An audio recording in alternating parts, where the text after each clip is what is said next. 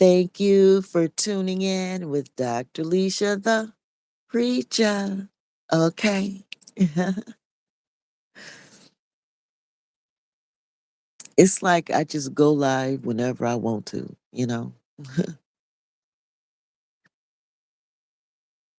It can be the middle of the day, the middle of the night. I don't wait for a crowd or anything. I just go. So, whether good or bad, I'm not sure. It could be both. It can be both good and bad. It has pros and cons. I am who I am, and it is what it is. When it comes to commitment, I am wired to be committed to my own kind. It is what it is. I feel blessed to have put in 32 years of married family life.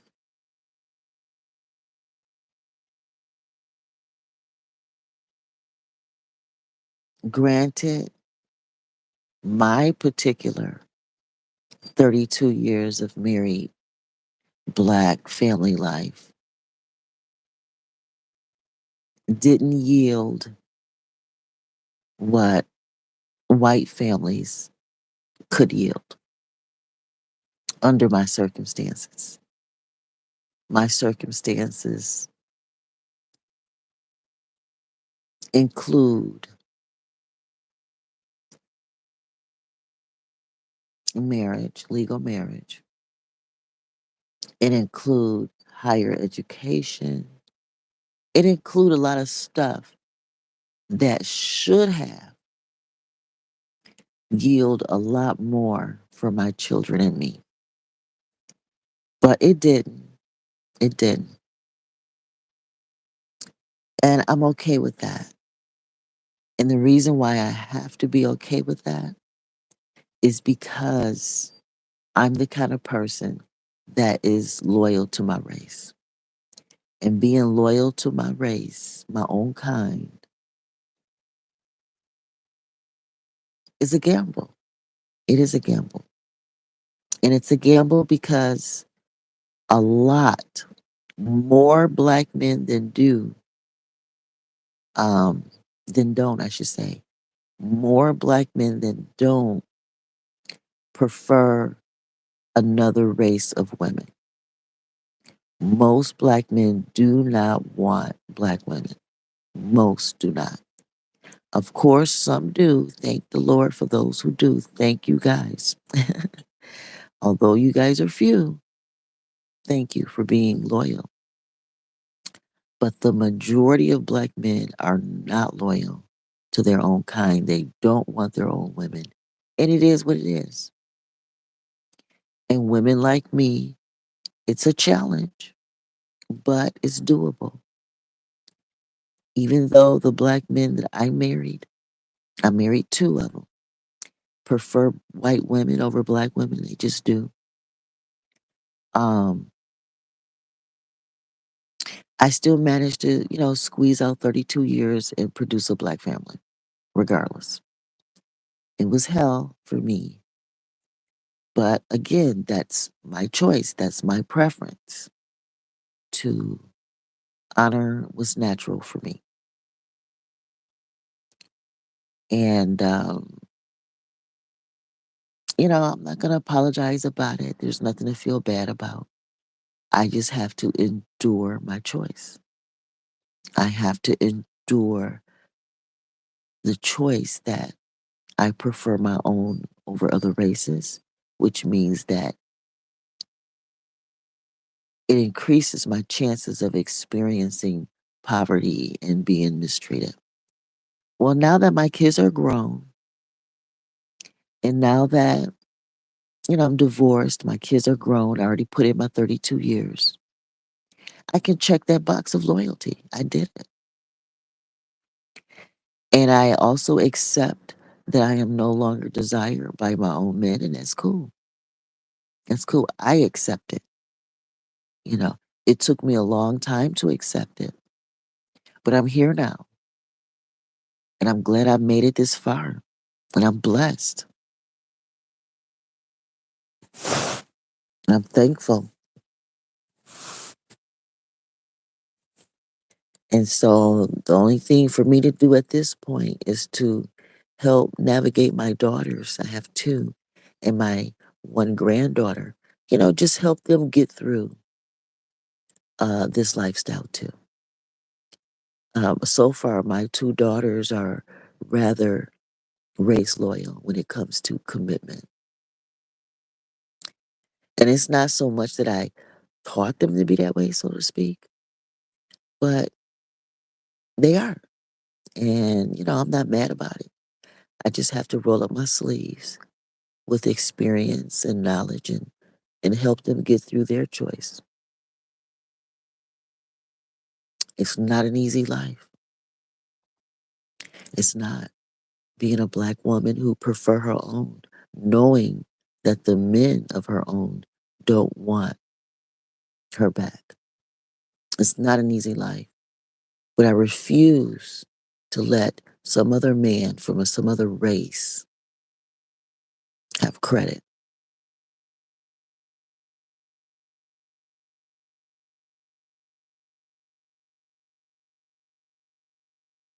And so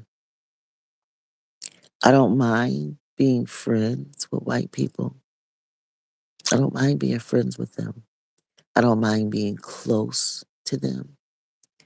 And in fact, I'm dating non-sexual. It's non-sexual dating, but I am dating a white couple. And I don't mind being flirty with them and having fun with them.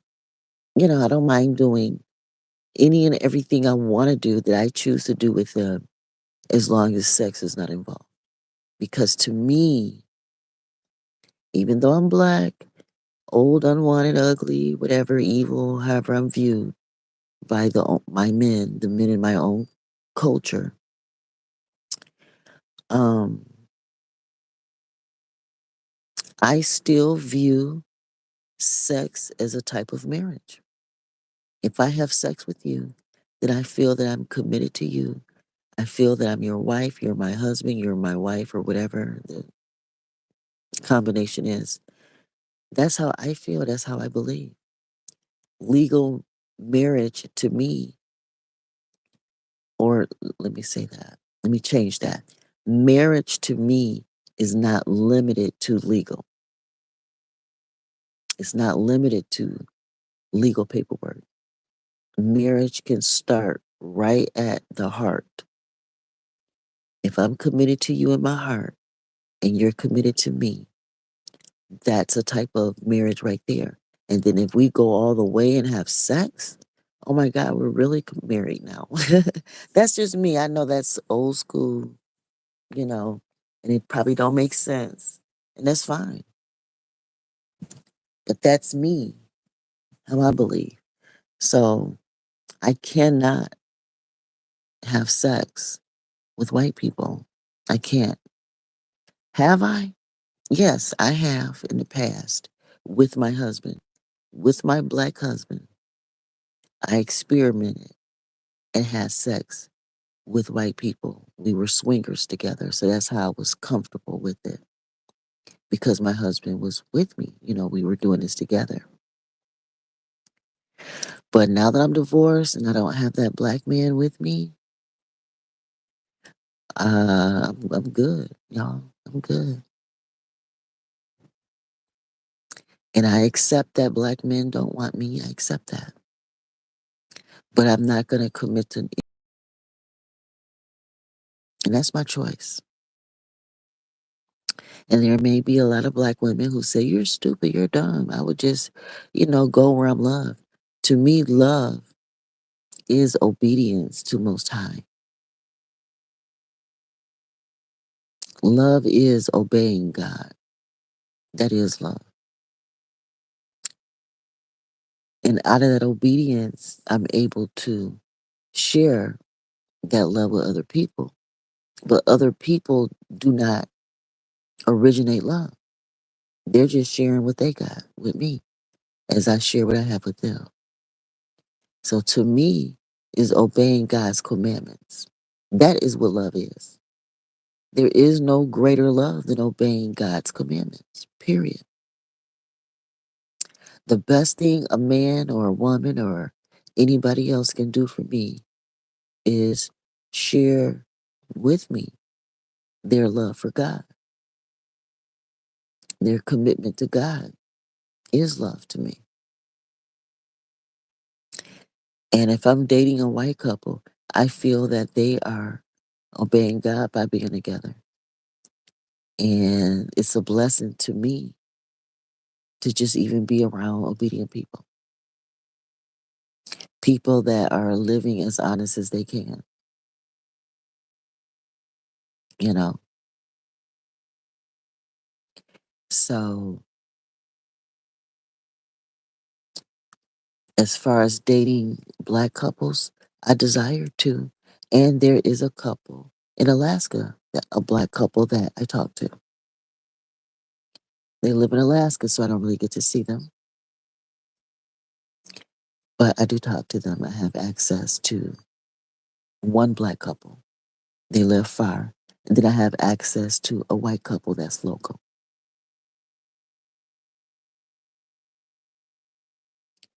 So that's just me. We all are individuals. We all have the right to live our lives out the way we desire. And I've concluded that when it comes to white people, I am very, very comfortable being friends with them, going out with them, spending time with them. And last night I had a chance to spend time with my white couple, and it was fun. I had a lot of fun, you know. Um, I was able to, get all cute and, get myself all prepped for the date. I went to the gym first and, just enjoyed myself first. And then I went there and she cooked turkey and mashed potatoes, and I brought with me, some stuffing and string beans and stuff. So, the two women, we were able to cook in the kitchen and all share a meal and, smoke and drink and, just do our adult stuff like that. I was able to do whatever I wanted to do. And what I don't want to do, I don't. And it is what it is. So I'm cool with white people. I always have been, always will be. The only problem I've had with white people is the one woman that stole my husband. That's the only white person I've really had a problem with, personally, directly. Now, collectively, yeah, I got an issue collectively with white people for you know, using slavery to get a financial footing over black people, and they don't want to share the wealth in an equitable way. I got a problem with that, yeah. But does that affect every individual white person in America? Not necessarily. Some white people are immigrants.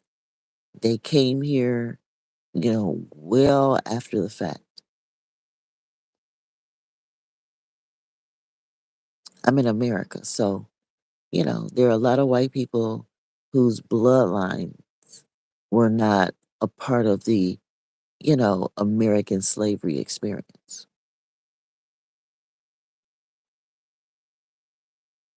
So, again, we all have to live our life individually and with discretion.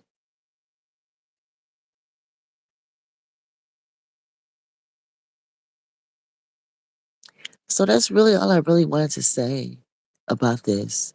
Click like, click this subscribe, hit that notification bell, keep up with your girl so that whenever I do go live, you can be notified. Thank you for listening, and you all have a blessed rest of your night. Bye.